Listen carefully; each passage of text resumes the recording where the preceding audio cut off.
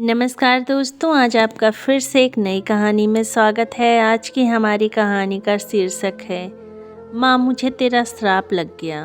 तो आइए कहानी सुनते हैं। कहानी बहुत ही अच्छी है, तो कहानी को पूरा सुनिएगा बिना स्किप किए।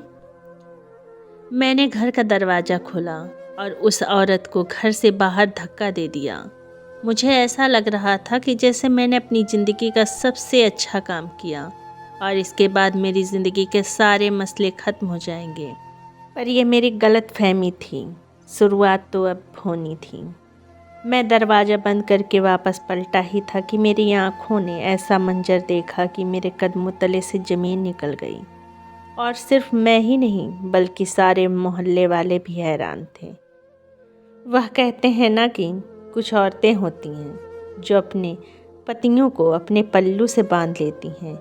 ऐसी ही औरत मेरी ज़िंदगी में भी आ गई थी। लेकिन मैं बहुत खुश था क्योंकि वह मुझे बहुत खूबसूरत लगती थी। अब जाहिर है जिसके पल्लू में मर्द बंध जाएगा वह कोई बदसूरत औरत तो हो नहीं सकती, खूबसूरत ही होगी। मेरी पत्नी भी बहुत ज़्यादा प्यारी थी। मेरे घर में मेरी 2 बहनें और एक माँ थी। जब हमारी शादी हुई अगले दिन से ही मेरी पत्नी ने शिकायतें करनी शुरू कर दी। मेरी माँ और बहनों ने भी कोई कसर नहीं छोड़ी थी। वह भी अपनी परंपराओं पर उतर आई थी। मेरी पत्नी भी रोज़ मुझे बताती कि आज यह हुआ था, आज वह हुआ था, उसने यह कहा, इसने यह कहा। सारी बातें ही ऐसी होती थी कि जो ज़्यादा बड़ी नहीं होती थी। पर मैं इस बात से हैरान था कि अगर मेरी पत्नी ऐसी थी कि बाल के खाल निकालने वालों में से थी तो उसको मौका क्यों दिया जा रहा था। मेरी माँ के पास मोहल्ले के कुछ बच्चे आते थे जिनको वह ट्यूशन पढ़ाती थी। एक दिन वह बच्चों को पढ़ा रही थी कि अगर आपने ज़िंदगी में एक भी पुण्य का काम किया हो तो वह आपके लिए ढाल बन जाता है और आपको बड़ी से बड़ी मुसीबतों से निकाल लेता है।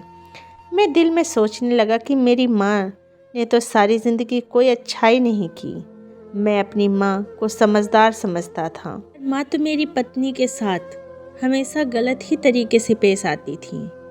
इन्होंने उसे अपनी बेटी समझा ही नहीं था। बहू को कभी कोई बेटी नहीं समझता।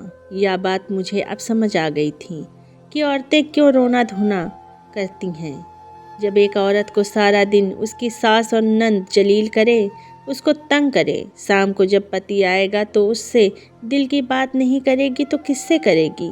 जाहिर है उसका मूड खराब ही होगा। मेरी पत्नी इतनी खूबसूरत थी, मैं उसके साथ ज़िंदगी गुजारना चाहता था, उसके साथ रहना चाहता था। लेकिन मैं जब भी कमरे में आता तो वह मुँह फुलाकर ही बैठी होती और उसकी ज़ुबान पर शिकायतें होती थीं। और फिर 1 घंटा वह यही शिकायतें करती रहती। मैं सुनते सुनते ही सो जाया करता था। क्या मेरी ज़िंदगी ऐसे ही गुजरने वाली थी? क्या मैंने इसलिए शादी की थी? मैं तो परेशान हो गया था कि क्या करूं। एक तरफ मेरी पत्नी अकेली थी और दूसरी तरफ वो तीनों थीं। फिर मैंने अपनी बड़ी बहन की शादी करवाने के बारे में सोचा और उसके लिए रिश्ता तलाश किया। जल्दी में मुझे जो रिश्ता मिला वह बिल्कुल भी सही नहीं था। मुझे इस बात का खुद भी पता था। मैंने माँ को बताया कि लड़के की शादी पहले भी हो चुकी थी, लेकिन 1 महीने के बाद ही लड़की ने तलाक ले ली थी। मेरी माँ ने कहा कि 1 महीने के बाद लड़की ने तलाक क्यों ले ली? आखिर ऐसा भी क्या बात है? कहीं लड़के के अंदर कोई मसला तो नहीं है? मैंने कहा कि नहीं, आपको तो पता है लड़कियां गुजारा नहीं करती हैं। 1 महीना बहुत होता है। आजकल तो लोगों में 1 हफ्ते की भी बर्दाश्त नहीं है। मेरी माँ ने लंबी आँख भरी और कहा कि हाँ, ऐसा तो है। खैर मेरी माँ ने मेरी बात मान ली। मैं ही घर का खर्च चलाने वाला था। मेरे बाबा तो इस दुनिया में नहीं थे। जो करना था मुझे ही करना था। मैंने अपनी बड़ी बहन की शादी करवा दी। वह भी इसलिए मान गई क्योंकि लड़का शक्ल और सूरत में अच्छा था। पर शादी के बाद अब उसकी ज़िंदगी में कई मसले चल रहे थे, पर वह इस घर से चली गई। मैंने एक दिन अपनी पत्नी का हाथ पकड़ा और उससे कहा कि अब तो तुम खुश हो ना? नीशू इस घर से चली गई है, वही तुम्हें सबसे ज़्यादा तंग करती थी। उसने कहा कि नीशू चली गई तो क्या, अंजलि को तो अभी भी यहीं पर रहना है। मैंने कहा कि वह तो कम उम्र है, उसका क्या कर सकते हैं, 3-4 साल तो उसकी शादी नहीं हो सकती। मेरी पत्नी ने कहा क्यों नहीं हो सकती? कम उम्र की लड़कियों की तो शादी जल्दी हो जाती है और वह बदले में कोई सामान भी नहीं मांगते। तो इसके लिए भी कोई रिश्ता तलाश करो ताकि मेरी मुसीबतें कम हो जाएं। मैं तुम्हारे साथ इस घर में खुश रहना चाहती हूँ, लेकिन यह सब मेरी खूबसूरती से जलती हैं, इसलिए मुझे तंग करने के बहाने तलाश करती रहती हैं। मगर मैं इनके साथ ही सारा दिन सर खपाती रहूँगी तो फिर आपके लिए वक्त कैसे निकालूँगी? पता है, आज मुझे अपने मुंह में ब्लीच लगानी थी ताकि मैं और भी खूबसूरत हो जाऊं, लेकिन आपकी माँ ने मुझे इतने सारे काम बता दिए कि मेरा पूरा दिन इसी तरह गुजर गया। पता है ना मेरी स्किन ख़राब हो रही है। मैंने कहा कि नहीं, मेरी जान की स्किन क्यों ख़राब हो गई? तुम अभी ब्लीच लगा लो, तुम्हारे हिस्से का काम मैं कर देता हूँ। उसने कहा कि नहीं, रात के टाइम नहीं लगा सकती, अब तो मैं बहुत थक गई। इतने काम करके भी कोई पहले जैसा रहता है क्या? अब मेरी पत्नी ने सर पकड़ लिया। उसे तकलीफ़ में तो मैं भी नहीं देख सकता था। मैं भी बड़ा परेशान था। मैंने कहा कि जैसे एक बहन के लिए रिश्ता मिल गया है, दूसरे के लिए भी मिल जाएगा। ठीक तो कह रही थी मेरी पत्नी, जवान लड़कियों के लिए रिश्ते जल्दी मिल जाते हैं। और फिर उसने कौन सी कोई नौकरी करनी थी, ना वह पढ़ाई कर रही थी, बस टाइम से शादी करके अपने घर चली जाए। तो अच्छा था। जब मैंने माँ से बात की तो माँ ने कहा कि बेटा, पहले ही नीशू की शादी की है, वह खुश नहीं है, उसके घर वाले बड़े अजीब से हैं। मैंने कहा कि है, तुम दूसरों की बेटियों को तंग करोगी तो अपनी बेटी के साथ भी तो वही होगा। मेरी माँ ने कहा कि हमने तो तेरी पत्नी को कभी कुछ कहा ही नहीं, अपनी मर्जी से उठती है, अपनी मर्जी से काम करती है, खाती है, पीती है, मूड होता तो काम कर देती है, वरना नहीं करती। अगर कह देते हैं तो साफ इनकार कर देती है। मैंने कहा कि मेरी पत्नी ऐसी नहीं है, मैंने खुद देखा है उसे पूरे दिन काम करते हुए। अब आप लोग झूठ नहीं बोलें, ऐसा कुछ भी नहीं है। मेरी माँ ने कहा कि तूने जब मानना ही नहीं तो मुझे बताकर क्या फ़ायदा। उन्होंने यह विषय छोड़ दिया और कहा कि छोटी बेटी की शादी अभी नहीं करना चाहती। मैंने कहा कि बहुत अच्छे लोग हैं, आपकी बेटी खुश रहेगी। नीशू इसलिए खुश नहीं है क्योंकि उसकी उम्र ज़्यादा हो गई थी, लेकिन अंजलि की उम्र अभी कम है, इसलिए उसका रिश्ता आसानी से मिल गया है। वह लोग कल ही आना चाहते हैं। मैंने अपनी दूसरी बहन की भी शादी करवा दी। यह लोग काफ़ी अमीर थे, इन्होंने दहेज भी नहीं मांगा। इस बात पर खुश था, लेकिन यह लोग भी मेरी बहन को तंग करने लगे। माँ मुझे बताती थी तो मैं कहता था कि हर ससुराल में मसले होते हैं।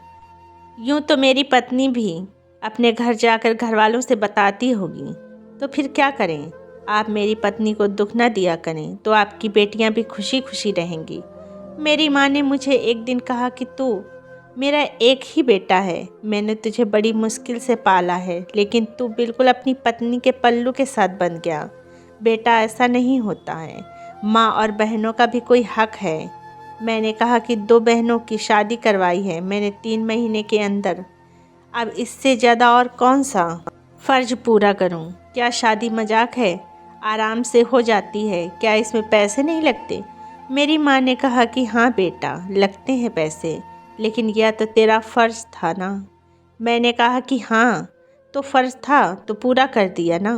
अब आपका भी फ़र्ज़ है कि आप इस घर के माहौल को ख़राब ना करें, क्योंकि मैंने दोनों बेटियों की शादी करा दी है।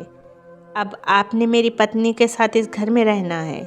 आप इसके साथ अच्छे तरीके से रहेंगी तो वह भी आपकी सेवा करेगी, आपका ख्याल रखेगी। अब इसके अलावा और किसी का सहारा नहीं है। वह कहते हैं ना कि गधे को बाप बनाना पड़ता है, तो प्लीज़ माँ, अब इस घर का माहौल ख़राब ना कीजिए। लेकिन अगले ही दिन मेरी पत्नी को जब मैंने देखा तो बैठी रो रही थी। उसने कहा कि आपकी माँ ने मुझे कहा है कि मेरी दोनों बेटियां घर से चली गई हैं, अब तुझे ही सारे घर का काम करना है। जब मैंने उनको कहा कि हम कोई नौकरानी रख लेते हैं तो उन्होंने कहा कि तू है ना नौकरानी। क्या मैं नौकरानी हूँ? नौकरानी क्या मेरे जैसी होती है या मेरी शक्ल नौकरानियों से मिलती है? मैंने कहा कि तुम्हें माँ ने नौकरानी कहा? उन्होंने ऐसा कैसे कह दिया? तुम कहाँ से नौकरानी लगती हो? तुम तो किसी बहुत बड़े महल की मालकिन लगती हो, बल्कि उससे भी ज़्यादा खूबसूरत हो। मैं अपनी पत्नी की तारीफ़ें करने लगा, लेकिन वह कहने लगी कि मुझे नहीं लगता है कि इस घर में मेरा गुजारा होगा। अब तो आपकी माँ मुझ पर और भी ज़्यादा जुल्म करेगी, मुझसे और भी ज़्यादा काम करवाएगी, और इनको रोकने वाला भी कोई नहीं होगा। इन्हें किसी बात का भी डर नहीं होगा। अब आप मुझे इनके साथ अकेला छोड़कर चले जाएंगे, या जो चाहें करेंगी, करती फिरेंगी। मैंने अपनी पत्नी को कहा कि मेरी माँ तुम्हें कोई नुकसान नहीं पहुँचाएगी, तुम फिक्र नहीं करो। मैं घर में नौकरानी रखने की बात करता हूँ, कोई ना कोई मिल जाएगी। काम वो किया करेगी, तुम बस आराम किया करना। खुद को सजाना संवारना, खूबसूरत बनना, ताकि मैं तुम्हें देखूं और खुश हो जाऊं। पूरे दिन की थकान उतर जाए। 2 बहनों की शादी करना, नौकरानी रखना, अपनी पत्नी के नखरे उठाना, अपनी माँ की दवाइयों का बिल पूरा करना कोई आसान बात नहीं थी। मैं बहुत अच्छा काम करता था, लेकिन इसमें बहुत ज़्यादा मेहनत लगती थी। मुझे बहुत अच्छे पैसे मिलते थे, लेकिन किस तरह मिलते थे यह मैं ही जानता था। मेरी माँ रोज़ मुझसे शिकायत करती कि जहाँ तुमने बहनों के रिश्ते करवाए हैं वह लोग अच्छे नहीं हैं। तुमने रिश्ता करवाया, तुम ही जाकर बात करो। बहनों के साथ अच्छा नहीं हो रहा है। मैं अब क्या कह सकता था? किसी के घर जाकर कहता कि मेरी बहन के साथ क्या मसला है? मुझे तो पता था कि सबके साथ ये मसले होते ही हैं। मेरी पत्नी का भी एक भाई था, वह तो कभी मेरे पास नहीं आया था। यह कहने की मेरी बहन को किस हाल में रखा है, तो फिर मैं कैसे जा सकता था? मैंने अपनी पत्नी से कहा, एक तो माँ को पता नहीं क्या हो गया है। अच्छी भली थी हमेशा। मैंने उनको लोगों के साथ भलाई का मामला करते हुए देखा। जैसे ही सास बनी है बिल्कुल ही बदल गई है। मेरी पत्नी ने कहा कि देखो, अगर इन लोगों ने मेरे साथ बुरा न किया होता तो आज तुम्हारी बहनों के साथ बुरा नहीं होता। मुझे पता है कि तुम्हारी माँ कहती है कि मैंने उनके साथ बुराई की। इन्होंने तो कुछ नहीं किया, तो फिर यह सब कुछ क्या है? ईश्वर सिर्फ उनका नहीं है, ईश्वर सबका है। और ईश्वर सिर्फ एक इंसान को नहीं देखता, ईश्वर सबको देख रहा होता है। मुझे मेरी पत्नी की बात बिल्कुल ठीक लग रही थी, पर मैं माँ को यह भी नहीं कह सकता था कि बहनों को उनके हाल पर छोड़ दे। बस मैं कहता था कि उनको फ़ोन किया करें, अगर ज़्यादा मसला हुआ तो बात करूँगा।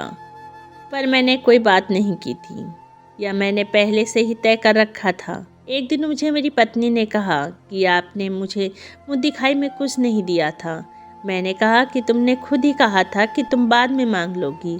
उसने कहा कि हाँ, मैं अब आपसे मांगना चाहती हूँ। मुझे मुँह दिखाई में आपसे कुछ चाहिए। मुझे आज तनख्वाह मिली हुई थी। मैंने कहा कि कुछ भी मांग लेगी, मैं इसको लाकर दे दूँगा। और किसके लिए कमाता हूँ? अगर अपनी पत्नी को खुश न रख सकूँ तो क्या फ़ायदा इसी ज़िंदगी का? मेरी पत्नी इतनी खूबसूरत थी कि वह मुझसे चाँद भी मांगती तो मैं उसके लिए ले आता। मेरे सारे दोस्त मेरी किस्मत से जलते थे। सारा ख़ानदान हैरान था कि इतनी प्यारी लड़की मुझे कैसे मिल गई। मेरी पत्नी ने कहा, मुझे मुँह दिखाई के तोहफे में बड़ी चीज़ चाहिए। मैंने कहा कि जो भी मांगना है मांग लो, आज तो तुम्हारे पति की तनख्वाह मिली है। उसने कहा कि वो चीज़ आपकी तनख्वाह से नहीं आएगी। मैंने कहा कि क्या इतनी बड़ी चीज़ है? उसने कहा कि नहीं, वह चीज़ पहले ही आपके पास है, बस आपने मुझे दे देनी है। मैंने कहा फिर तो मेरा फ़ायदा हो जाएगा। बताओ कौन सी चीज़ है मेरे पास? जो कुछ है वह सब तुम्हारा ही तो है। तुम नाम लो और अभी दे देता हूँ। उसने कहा कि यह घर मेरे नाम कर दे। जब मैंने यह बात सुनी तो मैं हैरान हुआ, क्योंकि यह घर तो मेरी माँ के नाम था। मैंने कहा कि घर? उसने कहा कि हाँ। बोली, कहते हैं कि औरत का कोई घर नहीं होता। बाप के घर में पैदा होती है तो सब कहते हैं कि उसके पिता का घर है, मगर जब पति के घर में आ जाती है तो यह भी उसका घर नहीं होता, वह उसके पति का घर होता है। और जब बूढ़ी हो जाती है तो फिर अपने बेटे के घर में रहती है। औरत का तो कोई घर ही नहीं होता। कहते हैं कि अगर औरत पर कोई एहसान करना चाहते हो तो उसको घर बनवा कर दे दो। मैंने अपनी पत्नी का चेहरा अपने हाथों में पकड़ा और कहा कि मैं तुम्हारे लिए कुछ भी करने को तैयार हूँ, बस इतनी सी बात। माँ से दस्तखत ही तो लेने हैं, मैं ले लूँगा और यह घर तुम्हारे नाम कर दूँगा। अब तो खुश हो? उसने कहा कि बहुत ज़्यादा खुश हूँ। तुमने मेरी बहुत तारीफ़ की, मेरे लिए अपने हाथों से पसंद का खाना बनाया, जबकि ज़्यादातर खाना वह नहीं बनाती थी, खाना भी नौकरानी ही बनाती थी, लेकिन आज उसने मेरे लिए बहुत अच्छा खाना बनाया। मुझे बहुत प्यार मोहब्बत से बातें की। उसने मेरे उस दिन को खूबसूरत बना दिया। मैं भी खुश हो गया। मैंने कहा कि कुछ दिन तक कागजात बनवा लूँगा और माँ से कहूँगा कि दस्तखत कर दे। जब मैं माँ से बात करने जा रहा था तो माँ के लिए खाने पीने की चीज़ ले गया। वैसे तो उसको शुगर था तो वो कुछ खाती नहीं थी, पर उसके लिए फल और फ्रूट लेकर पास बैठा। उन्होंने मुझे देख यह नहीं कहा कि आज बड़े दिनों बाद मेरी याद आई है तुझे, बस उन्होंने यही कहा, कैसे हो बेटा, ठीक तो हो? उनके पांव दबाने लगा। थोड़ी देर के बाद मैंने उन्हें कहा, माँ देख, आपके पास जो कुछ है वह मेरा ही है ना? मेरी माँ ने कहा, हाँ हाँ बेटा, तेरी बहनों का जो हक है उनको दे दिया जाएगा, बाकी सब कुछ तेरा ही है। मैंने कहा, और जो एक मर्द का होता है वो उसकी पत्नी का भी तो होता है।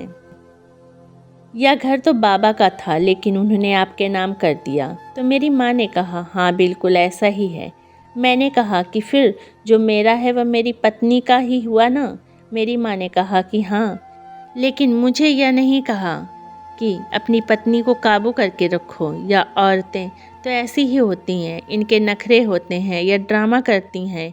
इन्होंने कभी ऐसी कोई बात नहीं की थी। मैंने कहा कि आप यह घर मेरी पत्नी के नाम कर दें, क्योंकि जो मेरा है वह मेरी पत्नी का ही तो है। मेरी माँ ने मुझे अजीब नज़रों से देखा। जो फल फ्रूट वह खा रही थी वह उनके हलक में फंसने लगे। मैंने उन्हें पानी का गिलास पकड़ा दिया। मैंने कहा, क्या हुआ माँ, क्या हो गया? आप क्या सोचने लगीं? आप यह नहीं सोचें कि आप घर बहू के नाम कर रही हैं, आप यह सोचें कि आप अपने बेटे के नाम कर रही हैं। मेरी माँ ने मुझसे कहा कि देख, जो मेरा है वह तेरा है, लेकिन मैं यह सब बिल्कुल नहीं करूँगी। तूने पहले ही मेरी बेटियों की शादी अपनी पत्नी के कहने पर उल्टी सीधी जगह कर दी और वह पूरी तरह से परेशान हो रही हैं। मैं पहले उनको उनका हिस्सा दूंगी ताकि कल को उनकी ज़िंदगी में मसले ख़त्म हो सकें। पता चले कि उनके साथ क्या होने वाला है। तुम्हारी पत्नी के कहने पर तुमने मेरी सबसे छोटी बेटी की भी शादी करवा दी। अभी उसकी उम्र ही क्या थी? अगर तुम्हारे पिता जिंदा होते तो 3-4 साल उसकी शादी न करवाती, पर तुमने उसको ससुराल की आग में झोंक दिया। मैं यह घर कभी भी तुम्हारे नाम नहीं करूँगी। तुम्हारी पत्नी जब तक तुम्हारी ज़िंदगी में है तब तक तो बिल्कुल नहीं, या फिर यूँ कह लो कि अपनी ज़िंदगी में नहीं। अगर मैं मर गई तो फिर कर लेना जो भी करना है, और अगर मैं मर गई ना और मैंने मरने से पहले यह घर तुम्हारे नाम न किया तो याद रखना कि तुम्हारे चाचा और उनके बेटे ने भी बीच में पंगे लेने शुरू कर देने हैं, क्योंकि यह भी घर का अगला हिस्सा मांग रहे हैं। तुम्हारा बाप उनका बड़ा भाई था, सब कुछ उसने अपनी मेहनत से बनाया था, लेकिन यह हिस्सा ज़रूर मांग सकते हैं। यह बात याद रखना, क्योंकि जिस ज़मीन पर यह घर बना है ना वह तुम्हारे दादा की थी। इस ज़मीन और इस घर में बड़े मसले हैं, लेकिन फ़ैसला मेरे हाथ में है।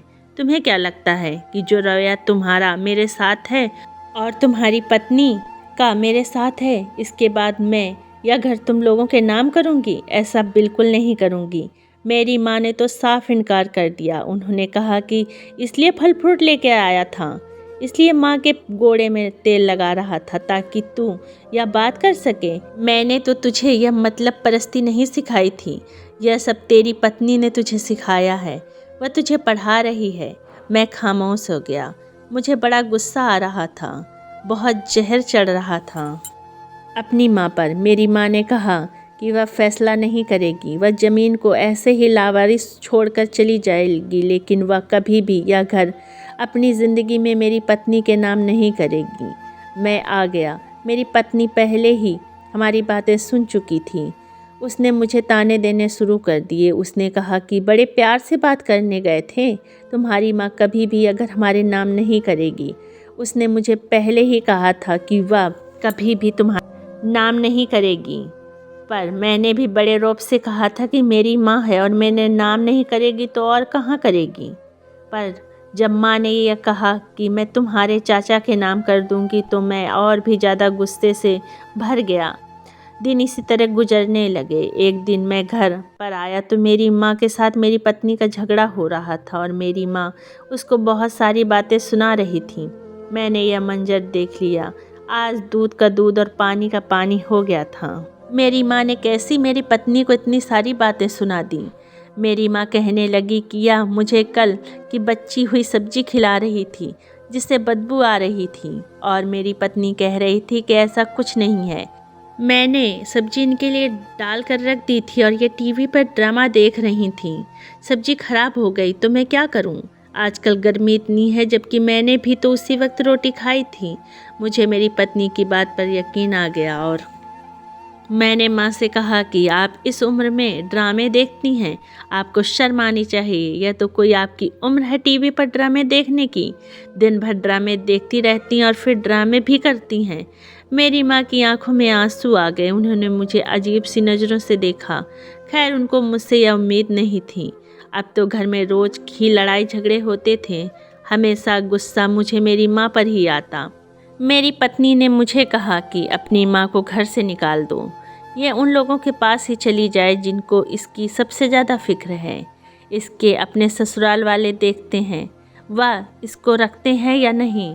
जब 5 दिन इसको बुरे हाल में रखेंगे तो यह वापस आ जाएगी और फिर यह घर हमारे नाम कर देगी। मुझे यह आइडिया बड़ा अच्छा लगा। मैंने कहा ऐसा ही करता हूँ। मैं अपनी माँ के कमरे में गया और गुस्सा करने लगा।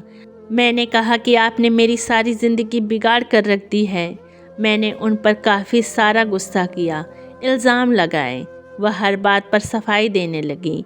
उनके बाद मैंने उनका हाथ पकड़ा और कहा कि बस मेरे घर से निकल जाएं। मेरा घर है, जब आप इसमें नहीं रहोगी तो यह मेरा ही हो जाएगा। अगर आप घर मुझसे लेना है तो जाकर केस कर दो। शायद आपको पता नहीं, हम हिंदुस्तान में रहते हैं। यहाँ पर एक केस अगर कर दिया जाए तो 20-30 साल तक चलता रहता है और इतने में तो 2 थोक मर जाते हैं। मैं अपनी माँ को घर से निकालने लगा। मेरी माँ चिल्लाने चीखने लगी। पहले तो नाना करती रही, अब उसने ज़ोर ज़ोर से बोलना शुरू कर दिया, रोना शुरू कर दिया। रात का वक्त था, पर रात इतनी भी नहीं थी क्योंकि गर्मी का मौसम था। सब लोग जाग रहे होते थे। मोहल्ले वाले भी इकट्ठा होने शुरू हो गए। एक आदमी मेरी तरफ बढ़ा। उसने कहा कि यह क्या कर रहे हो बेटा? अपनी माँ के साथ ये जुल्म कर रहे हो? क्यों अपने स्वर्ग को घर से निकाल रहे हो? मैंने कहा यह स्वर्ग नहीं है, इसने मेरी ज़िंदगी को नर्क बना दिया है। मैंने अपनी माँ को घर से बाहर निकाल दिया। मेरी पत्नी भी मेरे पीछे पीछे थी, वह भी सारा मंजर देख रही थी। मैं अपनी माँ को घर से घसीटता हुआ बाहर ले आया, बिल्कुल सड़क के ऊपर। हमारा घर मेन चौक में था। बहुत सारे लोग अपने घरों से बाहर निकल आए थे। मैं अपनी माँ को चौक में धक्का दे दिया और जब लोगों ने मुझे कहा कि यह क्या कर रहे हो तो मैंने कहा कि जिस किसी को भी इससे ज़्यादा हमदर्दी है वह इस बुढ़िया को उठाकर अपने घर ले जाए। मैंने अपनी पत्नी का हाथ पकड़ा और वापस घर के अंदर चला गया। अभी हम लोगों ने घर में कदम रखा ही था और दरवाज़ा बंद किया था कि ऐसे लगा कि सारी ज़मीन कांप रही है। हमें फ़ौरन समझ में आ गया कि क्या हो रहा है, क्योंकि भूकंप आ रहा था। हम लोग बाहर की तरफ भागने लगे, लेकिन पता नहीं कैसे अचानक से दरवाज़ा लॉक हो गया। शायद मैंने ही लॉक किया था और चाबी मेरे पास नहीं थी। हम बाहर न निकल पाए और हमारे घर का 50% हिस्सा गिर गया था। मेरी पत्नी के सिर पर पत्थर लगा, वह वहीं पर दम तोड़ गई और मेरे ऊपर भी काफ़ी सारा मलबा गिर गया, लेकिन मुझे निकाल लिया गया। मेरी दोनों टांगें टूट गईं। मेरी आंखें खुली तो मेरी माँ अस्पताल में मेरे सामने थी और मेरे लिए रो रही थी। मैंने उससे रो रो कर माफ़ी मांगी। मैंने कहा कि शायद मुझे तेरा श्राप लग गया माँ। माँ ने कहा कि मैंने तो तुझे कभी श्राप दिया ही नहीं। फिर मुझे बाद में पता चला कि जब यह मंजर हुआ सारे मोहल्ले में से सिर्फ मेरा ही घर गिरा था। ऐसे लगा था कि उस पर परमपिता परमेश्वर की तरफ से ही था, जो सिर्फ मेरे घर में ही हुआ था। मेरी खूबसूरत पत्नी, जिसे मैं बहुत मोहब्बत करता था, वह संसार से जा चुकी थी, क्योंकि उसी ने मेरी ज़िंदगी बर्बाद की थी। मेरी बहनों के घर भी ठीक से न बसे थे, वह बहुत तकलीफ़ उठा रही थी, और मेरी माँ को भी मैंने इतना दुख दिया। मैं अपने कदमों पर चल नहीं सकता, मेरे सारे काम मेरी माँ ही करती है, और मेरी बहनें, जिनको मैंने कभी कुछ समझा ही नहीं, आज उन्हीं की मदद से मेरा थोड़ा बहुत इलाज हुआ है। मैं इस काबिल हुआ हूँ कि थोड़ा बहुत काम घर पर बैठकर कर लेता हूँ, अपना और अपनी माँ का पेट पालने के लिए। पहले जैसा कुछ नहीं रहा। मेरी पत्नी मेरे साथ नहीं रही, न मेरा कारोबार रहा, न मेरे पास पैसे रहे, और न ही मेरे पास टांगे। सब कुछ बर्बाद हो गया। शायद मैंने अपनी माँ का दिल दुखाया, और भगवान ने मुझे इतनी बड़ी सज़ा दे दी। और जिसके लिए यह सब कुछ किया था, वह भी इस दुनिया से चली गई। दिल का एक हिस्सा कहता है कि वह बहुत बुरी थी, और उसके साथ बिल्कुल ठीक ही हुआ, लेकिन दिल का दूसरा हिस्सा आज भी उसको याद करता है, जिससे मोहब्बत करता था। वह प्यारी पत्नी थी, एक खूबसूरत औरत जो मेरी ज़िंदगी में आई थी। उसकी मुस्कुराहट, उसकी खूबसूरती और उसकी आवाज़ आज भी मेरे दिल में गूंजती है। आखिरी दफ़ा उसने मुझे पुकारा था, और उसके बाद मेरी आँखों के अंधेरा छा गया। उसने बहुत बुरा किया। बाद में आहिस्ता आहिस्ता उसका पता लगने लगा कि वह हमेशा झूठ बोलती थी। उसने मेरी माँ को बड़े दुख दिए, मेरी बहनों को भी बहुत जलील किया। वही थी हमारे घर में जो बुरी थी। वह इस कहानी की ही किरदार थी, और मैं अपनी माँ को बुरा समझता था। माफ़िया मांगता हूँ ऊपर वाले से। इस बात से डरता हूँ कि जो मैंने दुनिया में किया उसका हिसाब तो हो गया, लेकिन मरने के बाद कहीं मुझे भगवान इससे भी ज़्यादा बड़ी सज़ा न दे दे। अभी मैंने परमात्मा के पास जाकर उसे भी मुँह दिखाना है, और इसीलिए मुझे बहुत डर लगता है। दोस्तों, इसीलिए कहते हैं माँ बाप के साथ कभी गलत व्यवहार नहीं करना चाहिए, क्योंकि कभी कभी गलत फहमियाँ हो जाती हैं इंसान को, और वो समझ नहीं पाता कौन अच्छा है और कौन बुरा। इसलिए धैर्य से काम लें, समझ सोच के फैसले लें। कहानी अगर पसंद आई हो तो चैनल को सब्सक्राइब कर लें, वीडियो को लाइक करें, और कमेंट में बताइए कहानी आपको कैसी लगी। मेरे वीडियोस देखने के लिए आपका दिल से धन्यवाद।